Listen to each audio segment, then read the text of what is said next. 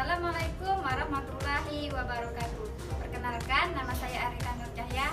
Saya dari kampus Tingkas Abdi Nusa Pangkal Pinang, program studi ilmu kesehatan masyarakat. Di sini saya ingin membuat video untuk memenuhi tugas mata kuliah pencemaran lingkungan dan kesehatan dengan dosen pengampu Dr. Yudita Teresiana, SE SKM MKes. Baiklah, mari kita simak video penjelasan tentang pencemaran lingkungan di sekitar.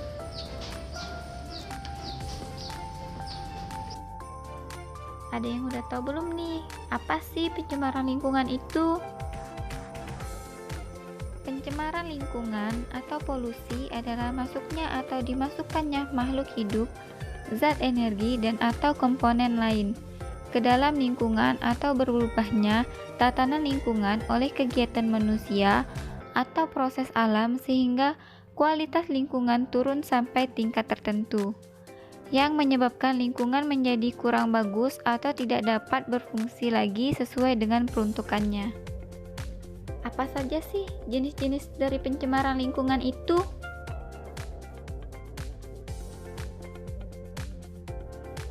Yang pertama, pencemaran air. Pencemaran air adalah suatu perubahan keadaan di suatu tempat penampungan air seperti danau, sungai, lautan, dan air tanah akibat aktivitas manusia.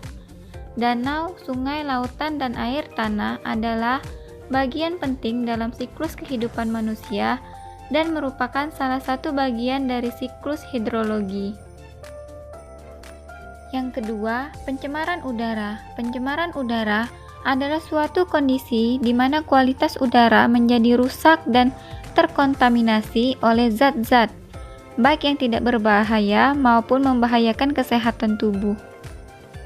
Zat pencemar yaitu berupa karbon monoksida, nitrogen oksida, sulfur oksida, ozon, hidrokarbon, klorin, partikulat, dan timah.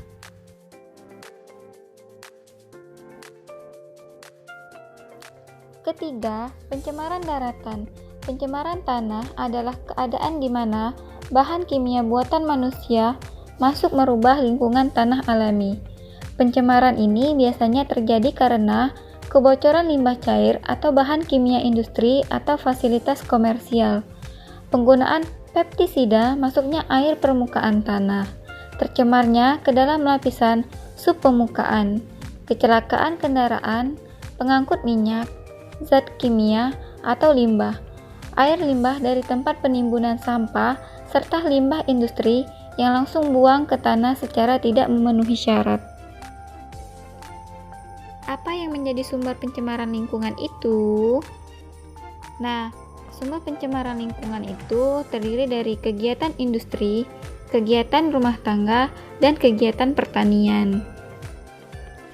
Kegiatan industri yang pertama, limbah industri berupa limbah padat yang merupakan hasil buangan industri berupa buatan, lumpur, bubur yang berasal dari proses pengolahan, misalnya sisa pengolahan pabrik gula, kertas, rayon, plywood, pengawetan buah, ikan, dan daging.